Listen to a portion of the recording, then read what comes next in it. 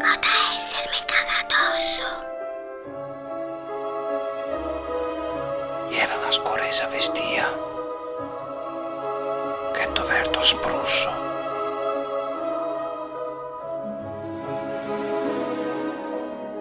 Come sia, se stai ovi. No, ho paura che sia stai caparosso. Te che ho detto che spussava. E a mamma non te ha detto che sono intollerante ai molluschi. Ogni quanto che hai tue coliche,